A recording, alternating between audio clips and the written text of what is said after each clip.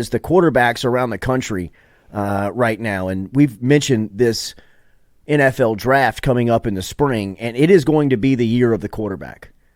For as much as the NFL draft, you look for the next and who's going to be the next prospect, this is going to be the class of QBs that you really look at and circle, but just because of what these guys are doing at the college level.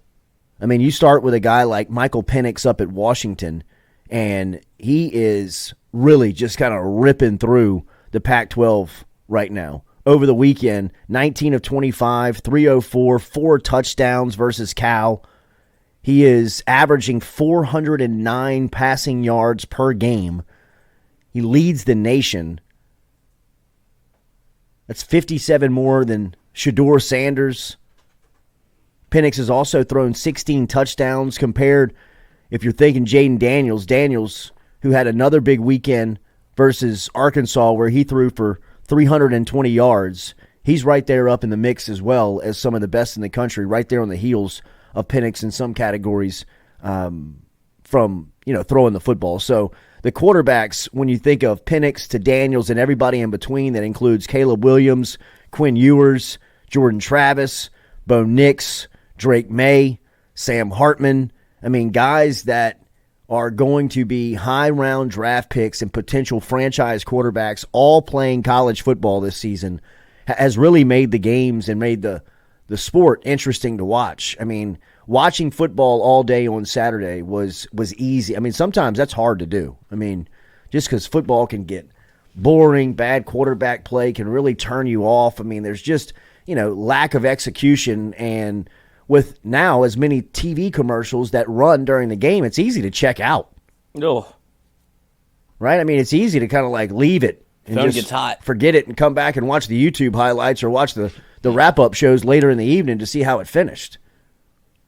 But with this quality of quarterback play, football is easy to watch. I mean, it's Notre Dame, Ohio State.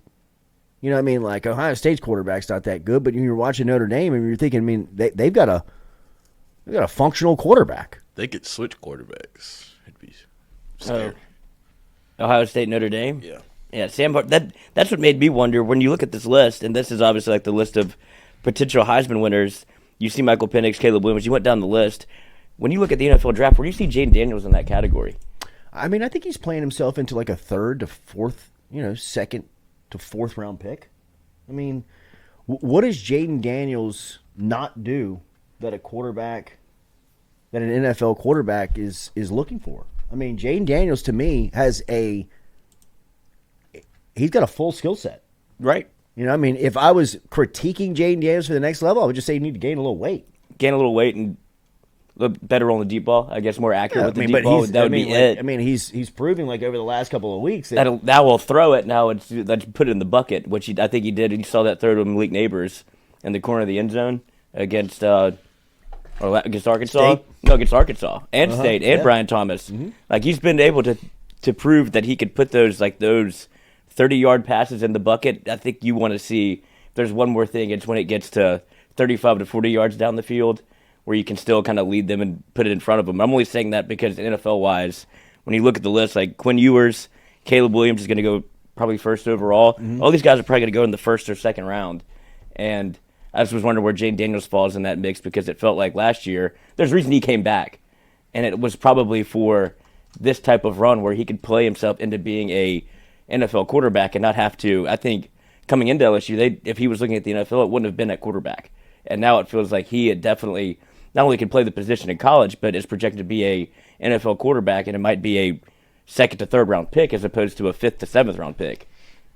It's the quality the leap is there. The quality of quarterback play is in the sport, and LSU may have the best quarterback in the SEC when you're talking about Daniels and his efficiency as just the way he operates right now. So it's fun to watch all these guys, man. I mean, even guys like Dylan Gabriel at Oklahoma is a player. I mean, Connor Wegman, before he went down, was really trending in the right direction. Max Johnson looks like he's going to be able to keep that offense ticking at a high level.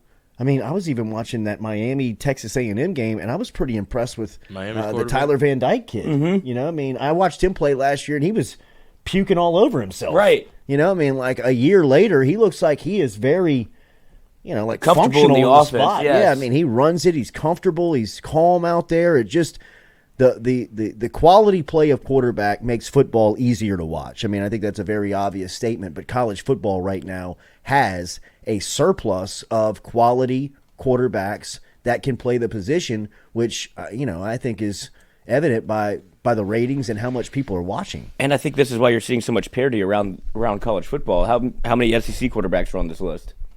Yeah, right. I'm looking at a mock draft right now. Oh, there you go.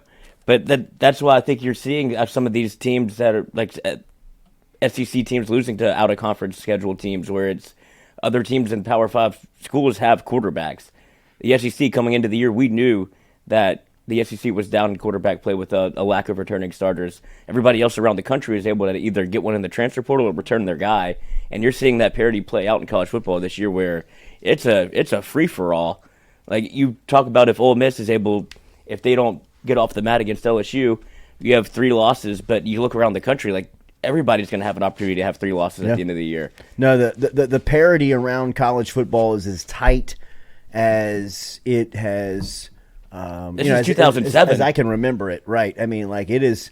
There is a legitimate open race for everyone from Washington to Texas to Georgia to LSU to Alabama to. I mean, there are Miami. I mean, there are teams, USC, name brand teams that are still alive, and the door feels open. I mean, that 12-team playoff can't get here fast enough. Think about the 12-team playoff with these quarterbacks. I mean, this is legitimately like the NFL postseason. By a year. Michael Penix isn't even a projected first-round pick. Really? Injury history. Yeah, his injury history. Coach, he throws a beautiful football. He does, but his injury history is Okay. long. That injury sheet is long. He's old, too. Isn't he? Yeah. But Caleb Williams obviously would be the first pick. Then they have Drake May at 3 to the Bears. Mm-hmm. Oh, JJ they're giving up on him already? J.J. McCarthy at 7 to the Raiders. Wow. They don't have Quinn Ewers before J.J. McCarthy? Quinn Ewers is coming back. Quinn Ewers isn't even on this docket. Shador Sanders to the Minnesota Vikings. That would be electric. Riley Leonard from Duke to Seahawks. Player. And that's it for the first round quarterbacks.